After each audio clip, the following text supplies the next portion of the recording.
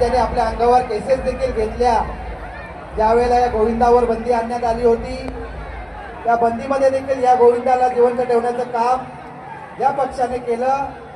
ते महाराष्ट्र नवनिर्माण सेना आणि महाराष्ट्र नवनिर्माण सेनेचे नेते ज्यांनी खरोखर या गोविंदा खेळावर ज्यांनी प्रेम केलं आणि या खेळाला राज्याच्या वतीने खेळाचा दर्जा संपादित करून दिला, ते व्यक्तिमत्व या ठिकाणी व्यासपीठावर उपस्थित झालेले आहे.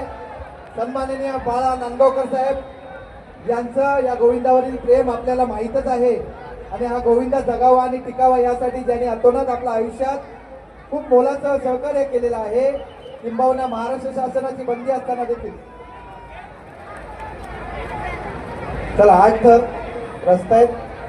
काळा चौकीचा राजा न्यू परशुराम गोविंदा पथक स्थानिक आपलं हे गोविंदा पथक आहे. उपशाखाध्यक्ष चिंतन जगताप हे या गोविंदाचे प्रमुख आहेत.